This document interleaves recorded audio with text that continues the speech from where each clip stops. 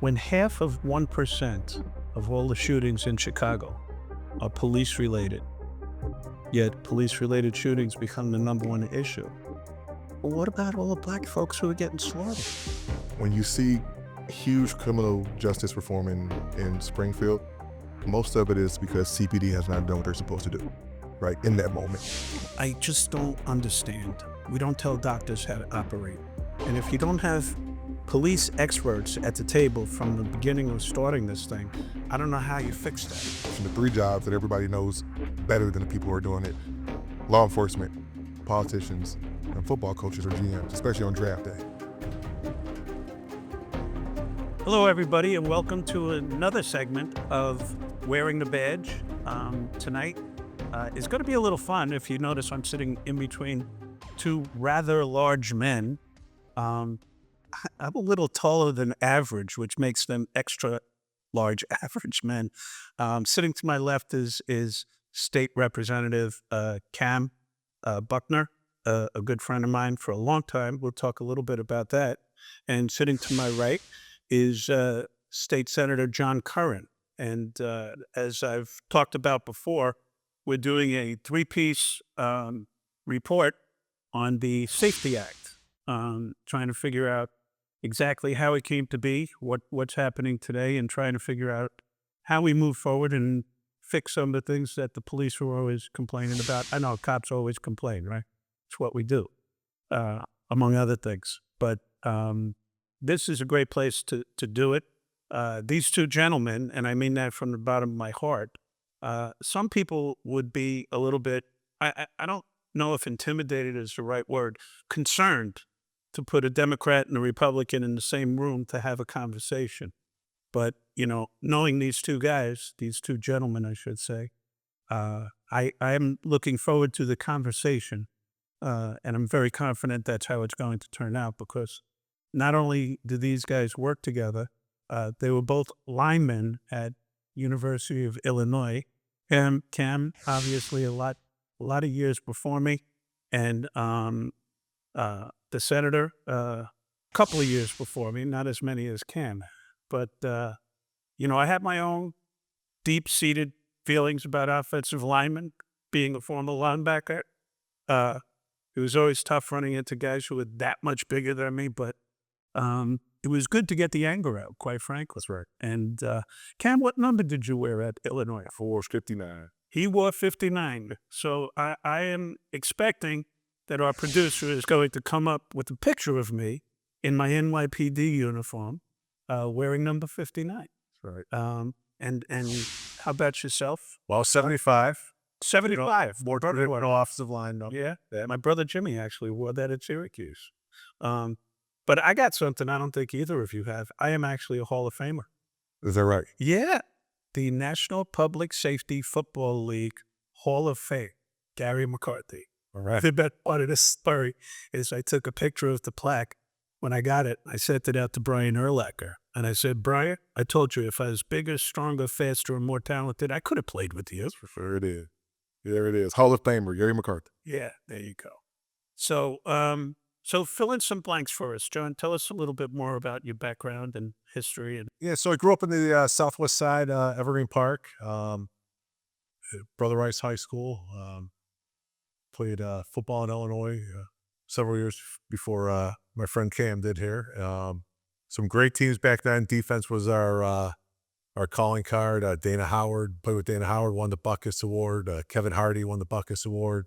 Simeon Rice, runner-up for the Outland, outstanding pro career. You know, a lot of great players that went on to do great things in the pros.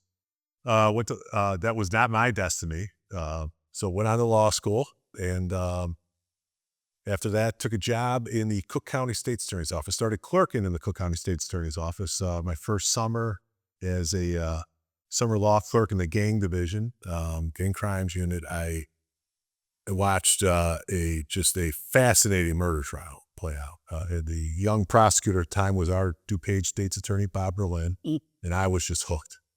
I knew I wanted to. I knew at that point I wanted to be a courtroom attorney. I wanted to be fighting for justice, victims of crime. I got to do that for 6 years. It was wonderful working with the police and fellow prosecutors and practicing that craft in a courtroom, and eventually migrated over to civil division of the state's attorney's office. Spent 19 years there in total. And when an opportunity came to serve in the Illinois Senate, my predecessor, Christine Radogno, who was the Republican leader at the time and a real trailblazer, the first female leader of a caucus in the history of the state of Illinois. So she truly was a trailblazer. Retired. I was fortunate enough to get appointed, fill out her term, and I've been doing that ever since. And about 3 years ago, I was fortunate enough to be elected Senate minority leader. And That's fortunate in Illinois. well, it is. It's a great group. I would say we have the smallest caucus, but there's 19 of us, and it is, 19 just dedicated, passionate people want to serve the state of Illinois. So I'm very fortunate. Of course, yeah. Well, and Cam, there's strength in numbers, isn't there? There is. There is. Yeah. Fill in some flags for us. I want to get something out real quick that I first met Cam when I came to Chicago, and he was working with Dick Durbin's, right? And we met in passing because I did a couple of little things with Senator Durbin. And a couple of years later, I go down to New Orleans, and I go down to meet with the mayor at the time, Mitch Landrieu, to sit down with his police chief, who's a friend of mine, and talk about crime and crime strategy, because that's, kind of one of my strong suits. And I look over and I see Cameron. I'm like, I'm trying to put it I together. know this guy, right? How do I put Dick Durbin, Mitch Landrieu, Cam in New Orleans now? It just didn't click. And he's like, no, we met. Oh my God. And then we've been talking ever since. Yeah, absolutely. Well, Gary, I am also a South Sider. Actually grew up not too far from where my good friend John Curran grew up. So I'm a Morgan Park Roseland kid, so right across the way from Evergreen Park, Morgan Park High School. And as you said, went on to the University of Illinois to play football there, was a defensive tackle, did play a little bit of offense unwillingly, begrudgingly, All right. based on some depth chart issues. I'm a defensive, and you make contact and you run around, you plant the ball, and that's how I try to play politics as well, man. But after Illinois, like John said, played on some really bad teams, but some really great teams too, with some amazing guys like Keldon Hayden and Vontae Davis and Rashard Mendenhall. Some of those names that went on to have stellar NFL careers, Pro Bowlers and Super Bowl champs. But just like Senator Curran, that was not my lot in life. So went on to law school, and finishing up at DePaul, trying to figure out what my life was going to be like. Spent 6 years in the United States Senate, then moved over to the city of New Orleans, where I worked for Mayor Landrieu.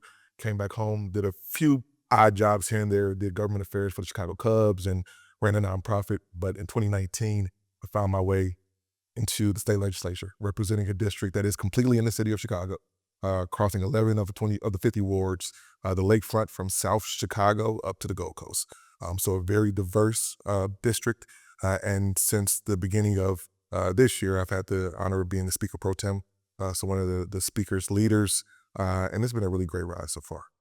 You were also the head of the Black Caucus at one time. I was from it. And I got to tell you something, Cam. You have some courage, because, the first thing that happens when there's a bad police incident is somebody sticks a microphone in your face. And you were always very measured in that moment. Never jumped on anybody. Just let's get the facts, then we'll talk about what's going on. I think that's the way that we do work. And that's why actually I'm really glad to be here, because Senator Curran, Leader Curran, and I had these conversations over the years. And while we don't always agree on the way to get there, I think we do agree that, that we've got to create some decency and some order and some stability in our society, right? And so I'm the son of a cop. I grew up in a cop family, and it's really important to me that we get this right. Yeah. I agree. I feel the same way. That's why I've been doing what I do for a very long time now. So just to set a little background, and I'm just going to really turn it over to both of you to kind of go through this. During my time out, as I like to call it, from policing, the Safety Act was kind of cobbled together, and My understanding on how this happened, and if I'm wrong, tell me I'm wrong, because again, it's all hearsay. Considering I'm surrounded by lawyers, not just here but also at home, I'm accustomed to making sure that I don't rely on hearsay. That it was cobbled together, and I know the way that political deals are made, and we all do, which is you give me this and I'm going to give you that, and so on and so forth. And that's what's a little bit troubling to me. And you know, the other thing that I've been dealing with for decades, especially once I reached certain ranks in the NYPD, is that everybody knows how to be a cop better than a cop. Everybody. Does everybody know how to be a better plumber than the guy who shows up at your house? Or your electrician? Or the guy who's about to operate on you? Wearing a mask? Well, this might be similar because trust me, everyone knows how I do my job better than I do. I mean, that's one constant. I was going to offer that. I think the three, this is great for this conversation, the three jobs that everybody knows better than the people who are doing it: law enforcement, politicians, and football coaches or GMs, especially on draft day. I'm telling you. Well, anyway. So, my first question is, why I'm told that law enforcement was not involved in this from the beginning. Is that accurate? So, I mean, to answer that in the long way, to take people back, this was at the time of George Floyd's killing. Right. So it was a very emotional time in the country. It was an emotional time in the state legislature. We had hearings going on. There was a task force. I was on it for the Senate Republicans. I was not leader at the time. And different groups were being brought for the task force, talking kind of broad swaths of issues centered around criminal justice, deficiencies, why certain things were as they were, on changes. Law enforcement was involved in that. That task force ultimately came to an end, a conclusion. I served on it all the time. We never saw any specific language, but the broad topics and many more topics than what you saw in the Safety Act eventually, which was an omnibus bill. So a bunch of different pieces of legislation cobbled together, which is kind of a common practice on big issues. That language was not vetted with law enforcement, to the best of my knowledge. Obviously, being in the minority, we're a little limited on construction, but law enforcement was definitely involved in the task force that was discussing issues centered around criminal justice and policing in Illinois at that time.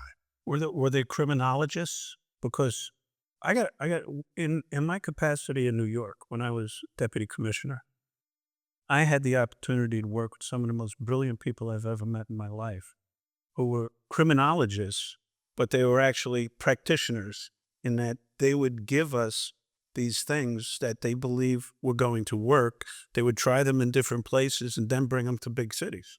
And that's where we got a lot of our crime strategies that we did here that were non-enforcement, which, by the way, have all been terminated over the last God knows how many years. The only, I'd say academic participation from the law enforcement side was on qualified immunity. Okay. Outside of that, no. It was more so police chiefs, prosecutors, kind of boots on the ground practitioners of policing and enforcing public safety that were involved. But there was not academics in terms of criminologists talking about policing strategies or, public policy centered around policing strategies. What works, what doesn't work, what's been proven, what hasn't been proven, what we should try. Who goes into the houses and takes dad out of the house? It's the police. So who do you blame? You blame the police. It's the same conversation that folks have had about the shot spotter, right? It's just a tool. When a tool is misused, leaves a bad taste in people's mouth, whether it's right or wrong.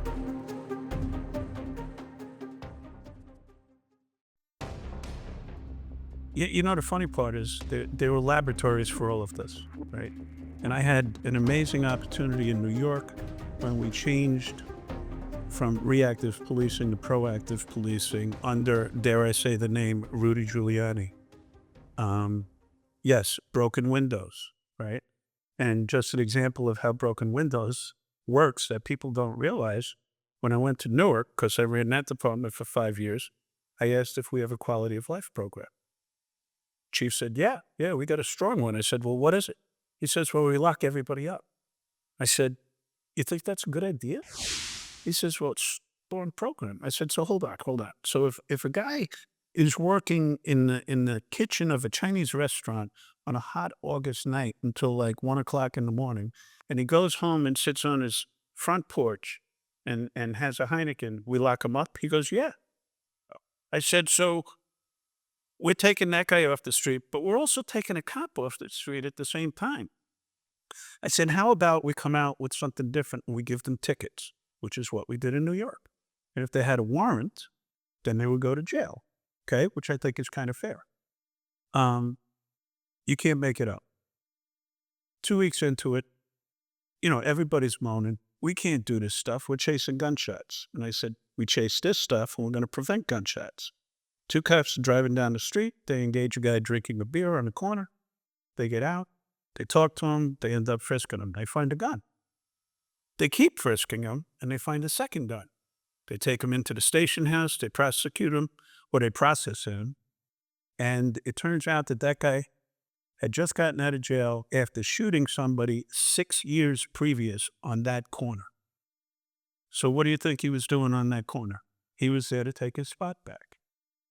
And if they had foregone the opportunity to engage that guy for a low-level violation, we would have had a murder there. And all of a sudden the light went on. And they were like, oh, it was like teaching cavemen about fire. Oh, fire good. And, you know, from that point, we started building.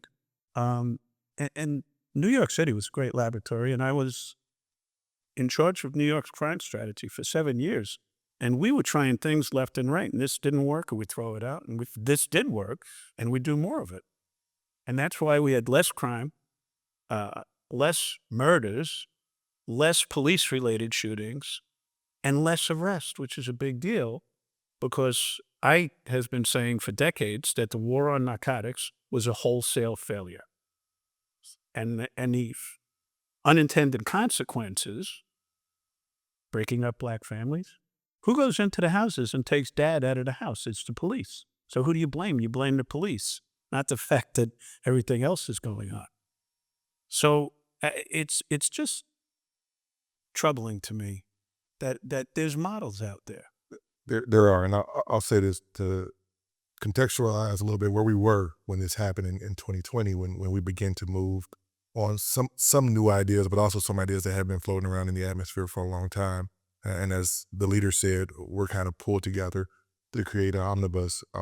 When you and I first reconnected in New Orleans, I don't know if you remember, but a lot of what you were down there with Chief Surpass, Ronnie Surpass, great guy. Dr. Ron. That's right, Dr. Ron Surpass, talking about to us in the mayor's office was a lot of work you did around CompStat. And leader, this was data-driven policing, right?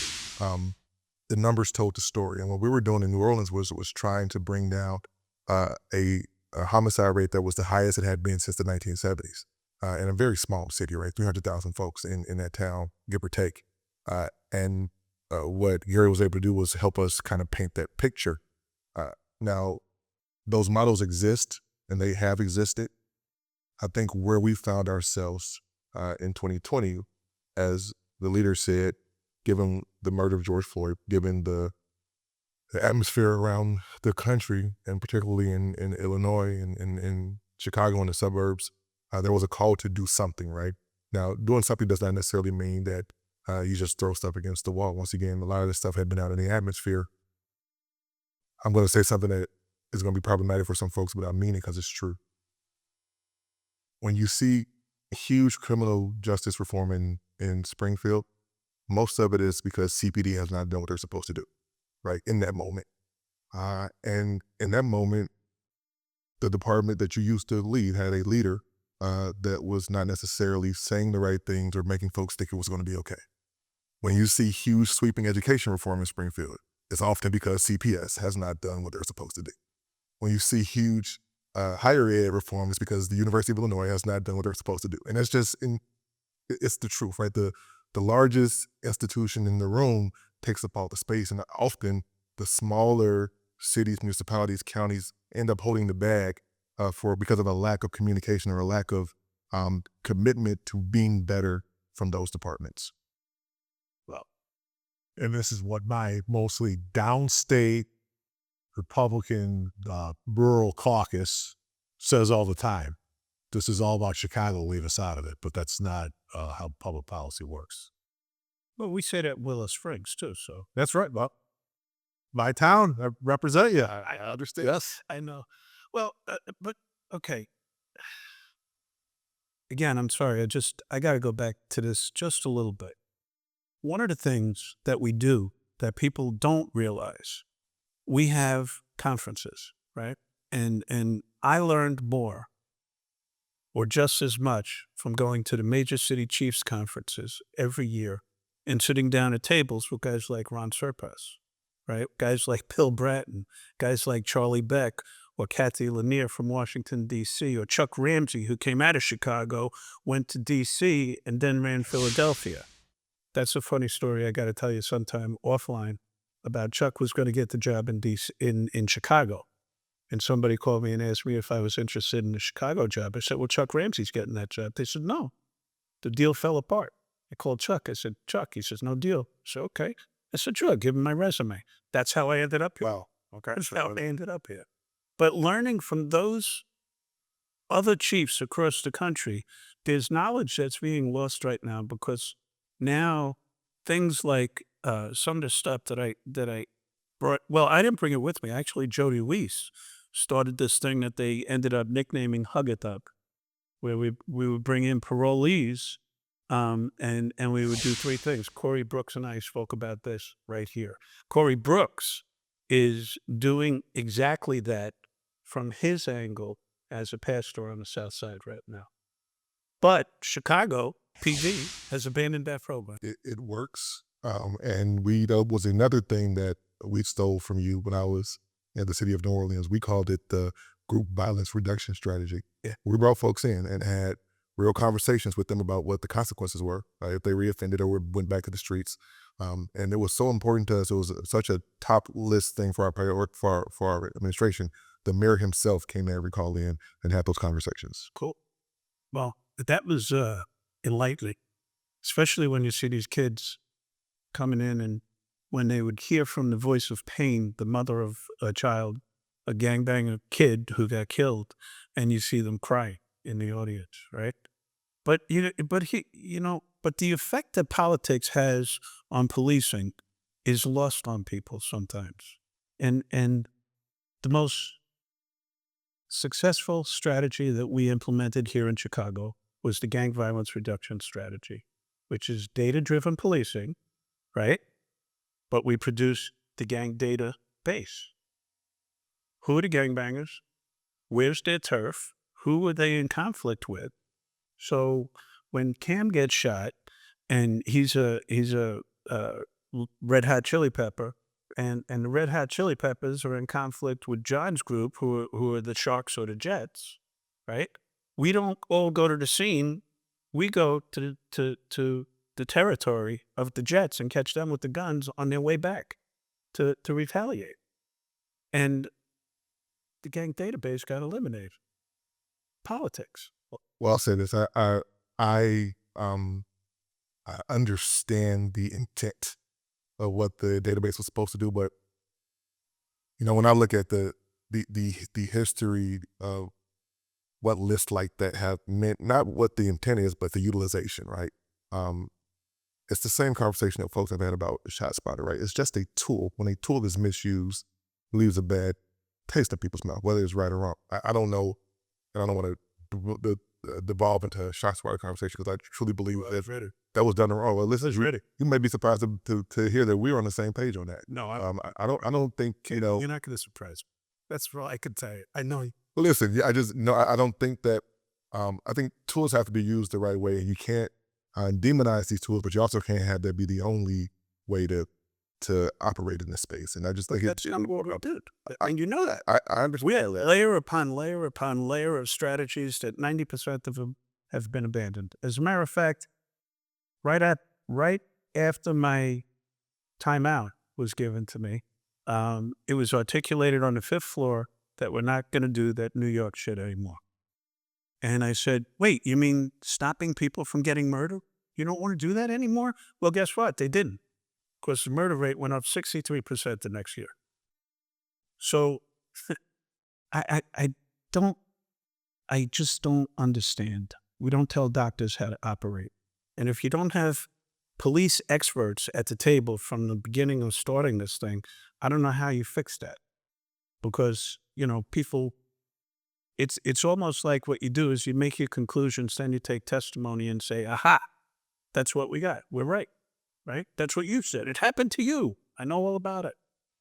So, I don't know. Enlighten me. Tell me how we have conversations with the right people, experts, people who are considered the best in their field, whether it's in criminology or policing from across the country, and dissect this thing and make it more functional. Just as simple as things, unintended consequences. Nobody's ever going to say that training is bad, right? Training is always good. But I love hearing that training is free. My butt. Because every time we take a police officer out of that car and send them to training, we have to backfill it with overtime. And in the sleepy little town of Willow Springs, it's killing my budget. And every year the training is increased and increased and increased. And I got to tell you, in some cases, I think it's written in crayon. It's embarrassing. The right to bear arms. BARE. I'm like, that's what it actually said in the guide. Wow. And when I was getting my recertification, I was taking notes.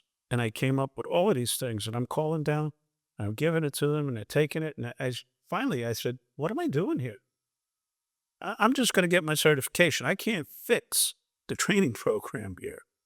And I don't know who, don't we have, what's it called, Wordsmith? Or something like that. You put it into the computer, right? So how do we move forward with this thing? Because I have not met anybody in policing who can't talk for a half hour about all the problems with it. I'll say this. First, there has to be an acknowledgement that there's no piece of perfect policy, that all policy can be perfected. And I think that when we passed the Safety Act, that was one thing that I know I committed to.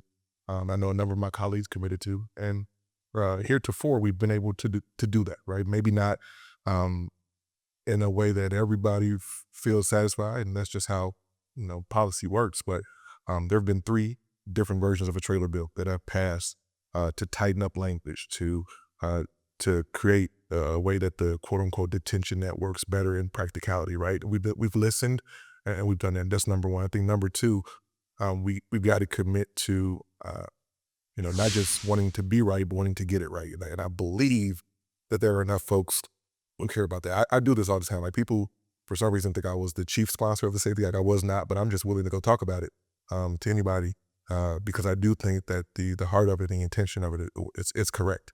But I sit in CAPS meetings and I sit in district council meetings and hearing from my residents. I got 5 different police districts within my district, and hearing from folks, what's important to them. Hearing from the commanders, what's important to be laughing. Yeah, you just said something that I'll go back to. Go ahead. Okay.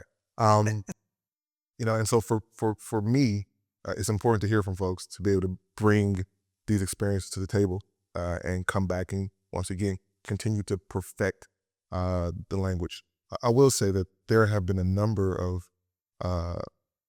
of chiefs who I've had personal conversations with who have said thank you for this part and thank you for that part. I think the loudest person in the room on this has been Mitchell Davis out in Hazel Crest, but there are chiefs around the state who have been in my office in Springfield saying, I think you got this part right.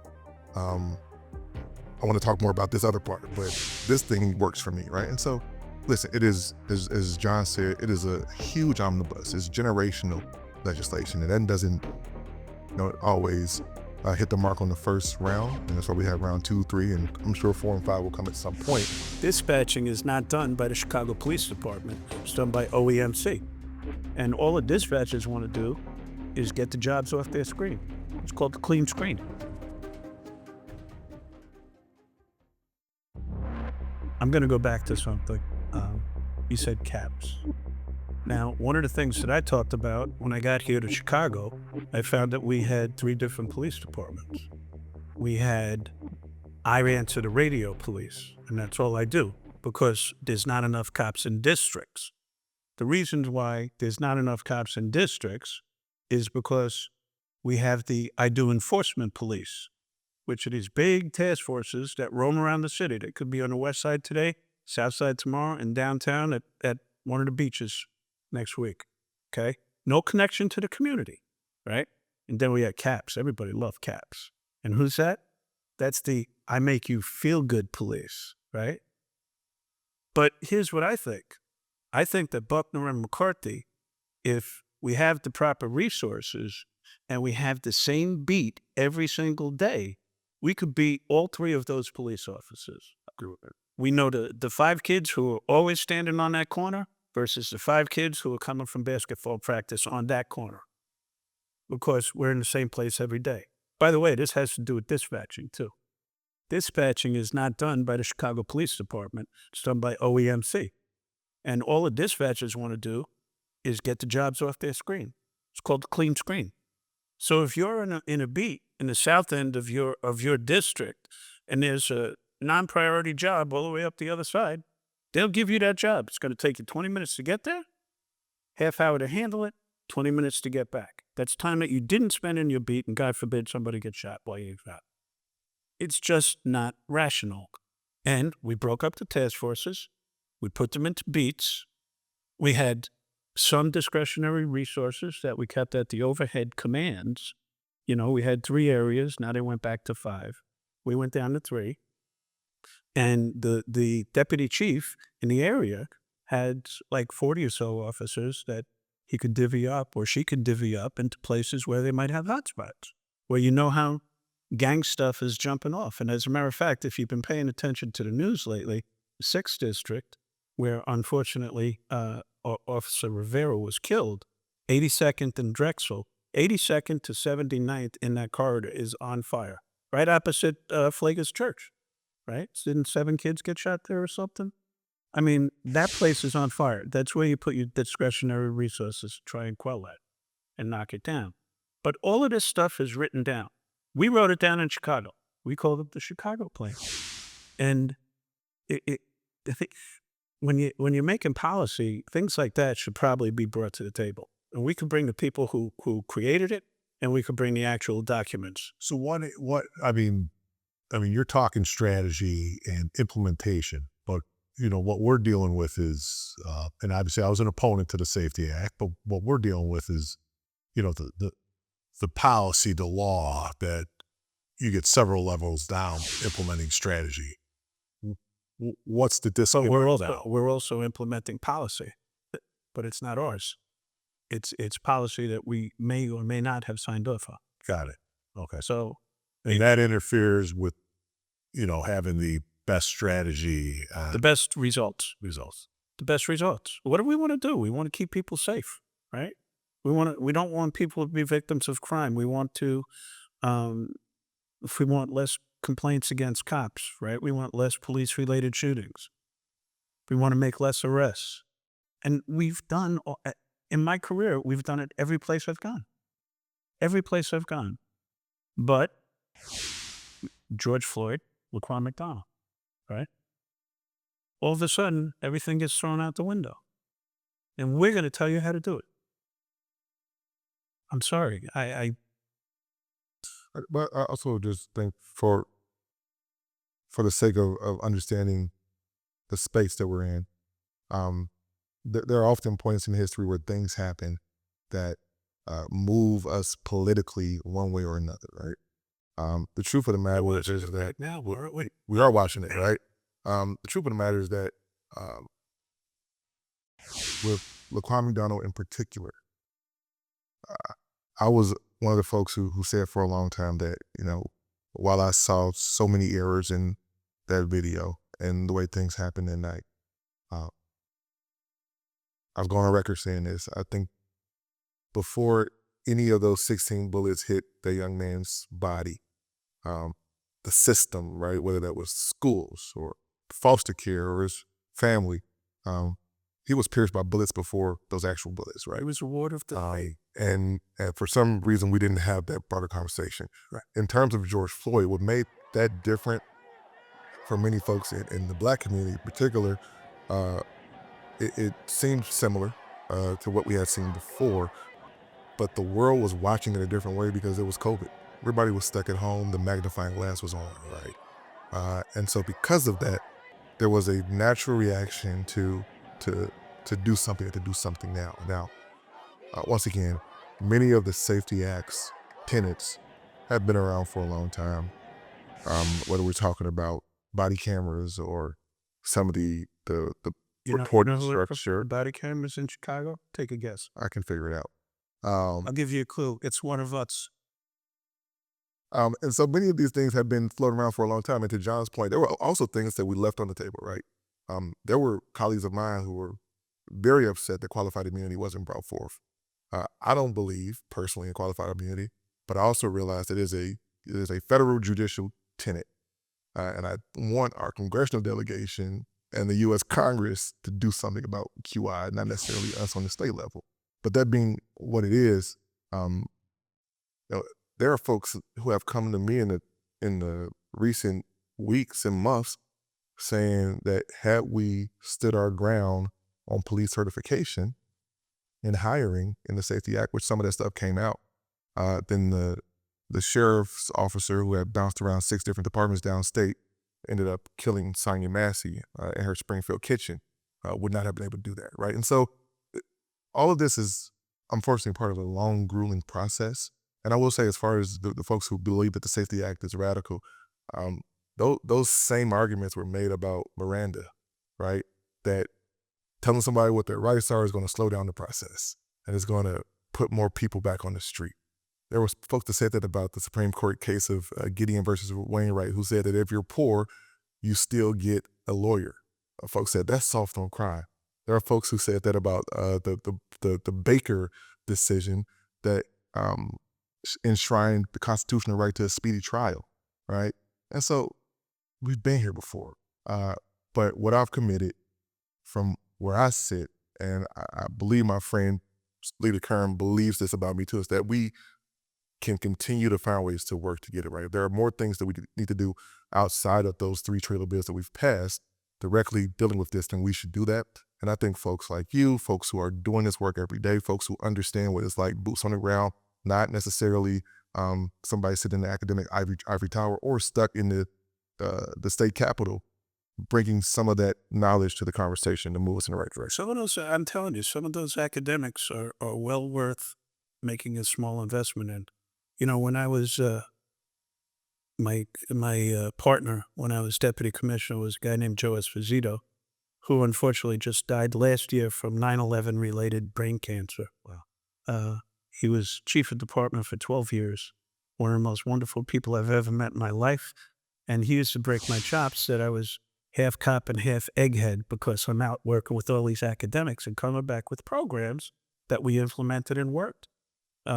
So I just, that stuff needs to be brought to the table because it will deal with a lot of the hand-wringing about the issues that people talk about policing.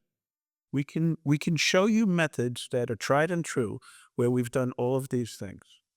And we could do it in a fashion that is collaborative instead of, I don't know what it is. And I think the collaborative is the important part. And, my biggest criticism of the Safety Act at the time, it had a deadline. The General Assembly was going to expire and you were going to swear in a new General Assembly the next day. And we were down there for what's called lame duck session. And I don't know if we said it like 5 days. We were down there for several days. But, a lot of the language was new. Standards were new. It's not that we were borrowing from other states. We were creating new standards and verbiage that a court was going to have to interpret. But before a court interpreted, police, prosecutors were going to have to make some calls and interpret it first, and without the guidance of a court until it got into the judicial system. And that was rushed.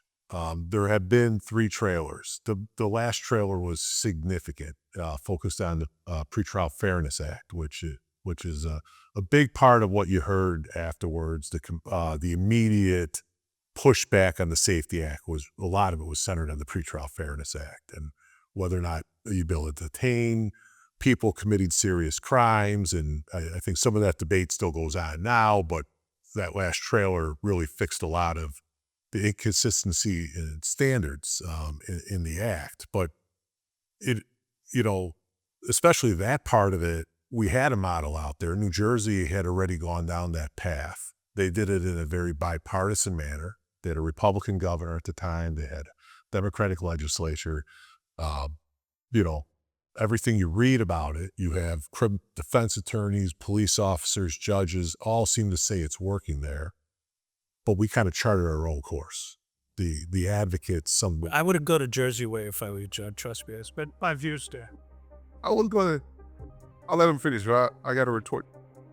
We've given the judges less discretion in Illinois Yes. on who to detain than they have in that system. And that was the first out of the gate in the country, getting rid of cash bail, the notion of not wanting someone sitting in jail on a low-level crime simply because they couldn't come up with $100 to bond out. When half of 1% of all the shootings in Chicago are police-related, yet police-related shootings become the #1 issue, well, what about all the black folks who are getting slaughtered? You said the George Floyd video affected people, particularly black people, in a certain fashion. I think you're wrong. I think that it affected everybody the same way.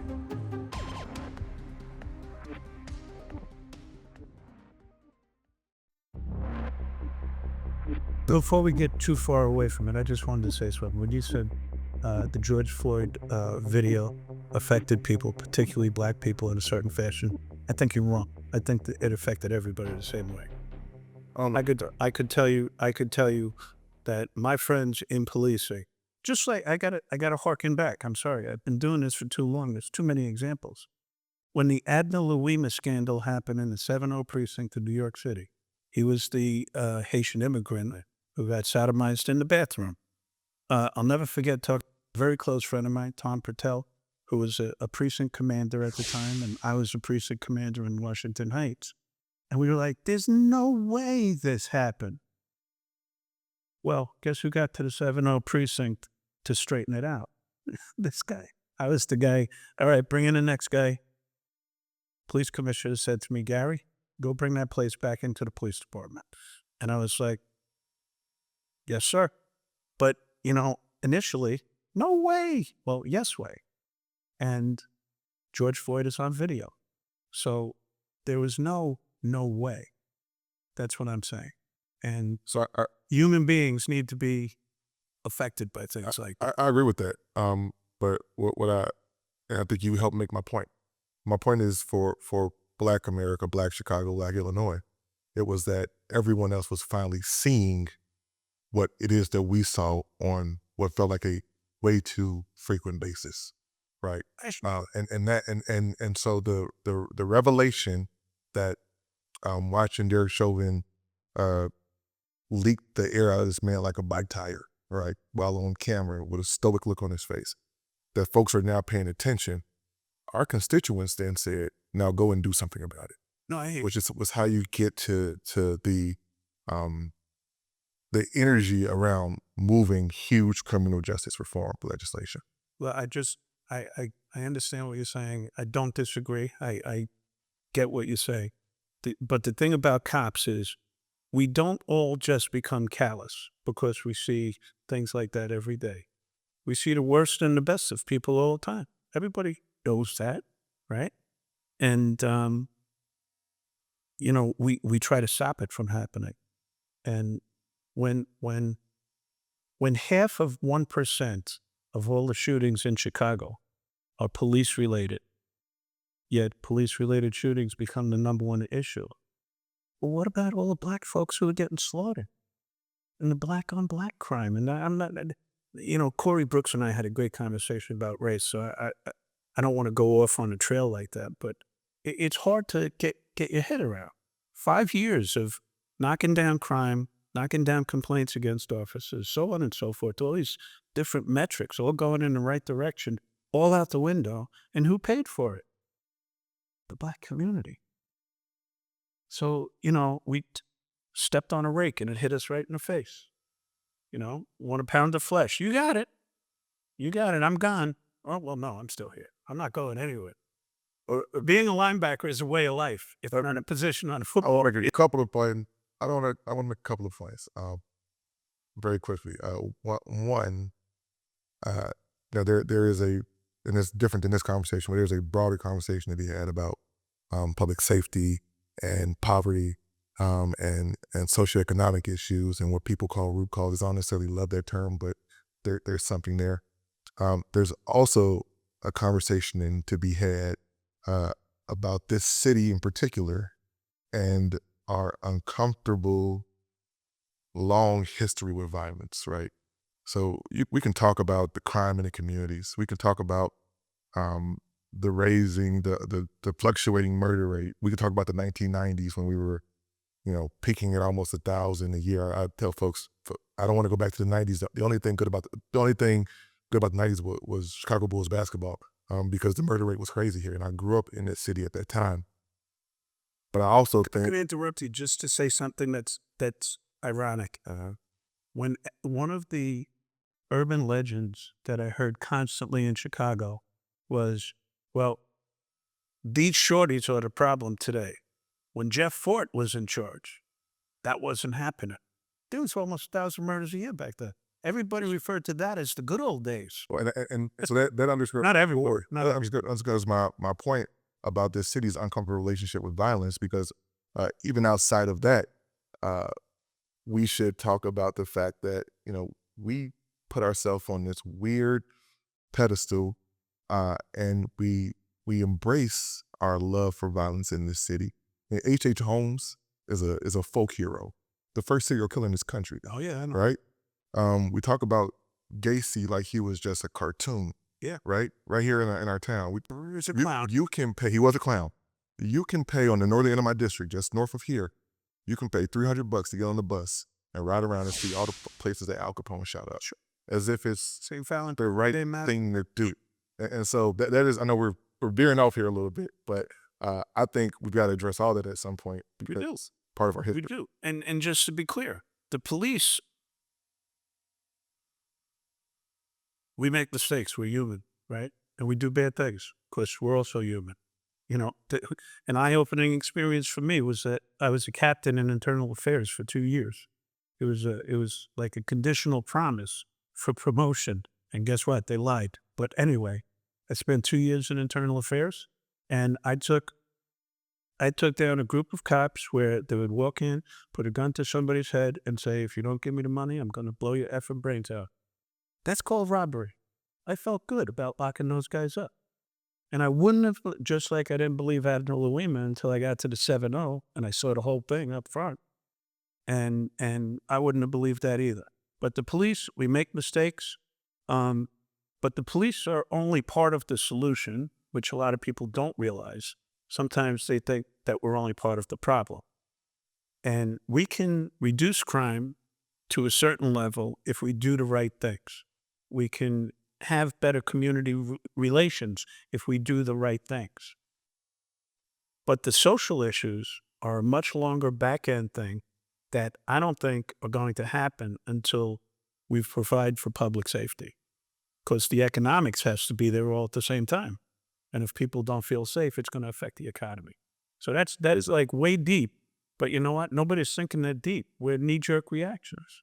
This happened, boom, do that. And I think that, how do we take a step back?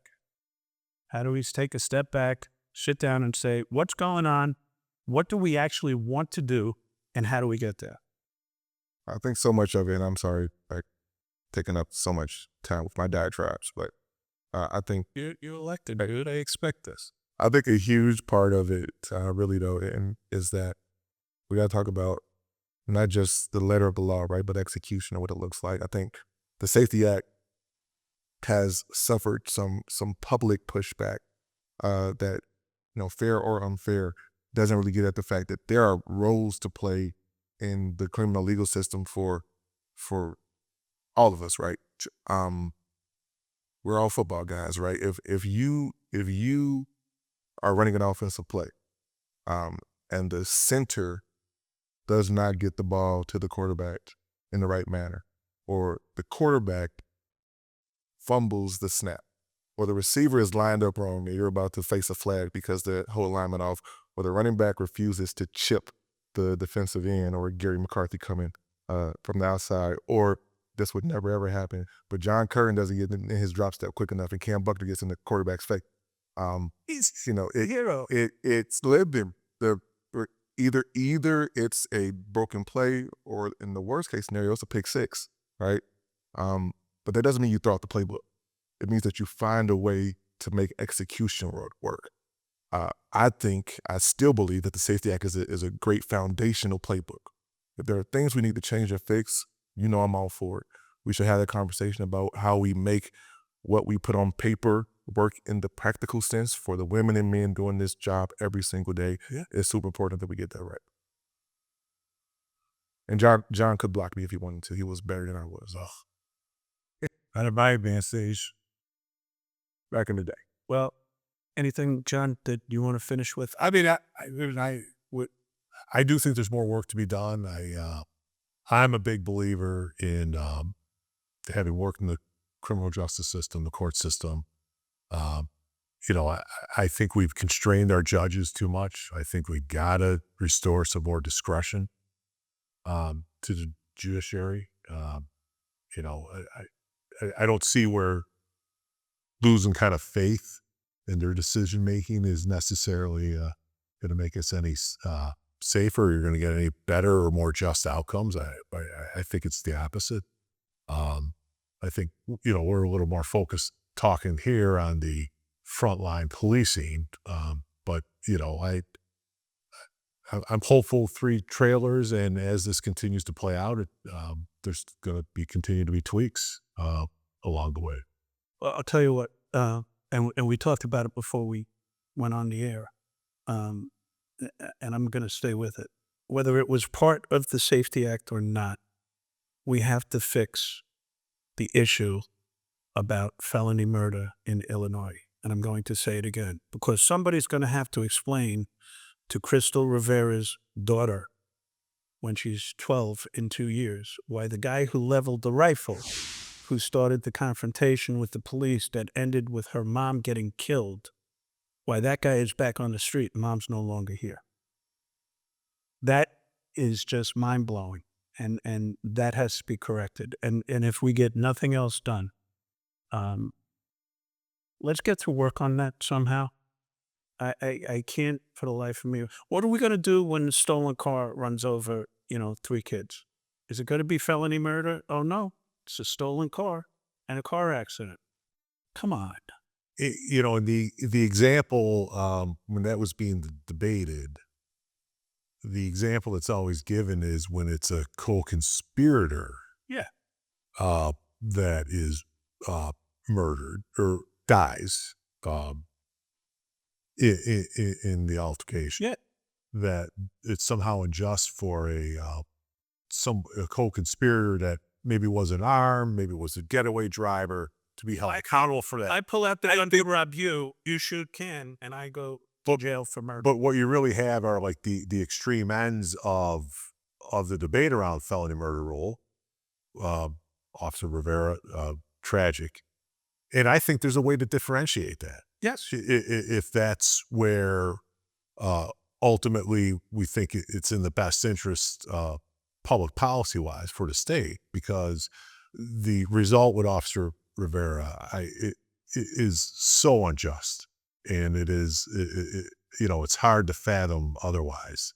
And when you're talking about some of the other examples where it's the getaway driver and it's the co-conspirator goes in to hold the place up and they get shot by the shopkeeper and their dad, and okay, like let's pull that out and have a kind of parse it out. Yeah, we agree with that. We agree on that. The forcible felony piece of what happened once again in this tragic situation with Officer Rivera.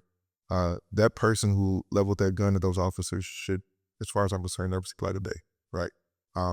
And any tweaks to the felony murder rule, which really was the tenets of it, were rolled up into first degree murder, and there are some things that happened, I think, policy wise, but any tweaks that have happened should not absolve that person from the justice that her family deserves. And so I don't know that, given the facts of the case, that this would be different, or this person would be eligible in a way that would let them walk the streets in 12 years. But we should figure it out. We're talking about today. Let's make it work. Yeah, I agree with you. Let's make it work. Well, I agree. I want to thank you both for coming here. Thank you, Gary. This is very much what I expected. Good conversation. Offer up some action items, and I'm willing to do whatever you guys think of. I should do that New York style. Use guys. We're South West Side too. To try and get this train back on the tracks, because it's not working what we're doing right now. And I will end with the same thing I say every time, which it's great to be a legislator. It's wonderful to be a doctor, but being a police officer is one of the most noble things that an individual could do with their lives. So that's our show. Gentlemen, thank you so much for coming here tonight. I really appreciate it. My hands are freezing. Right?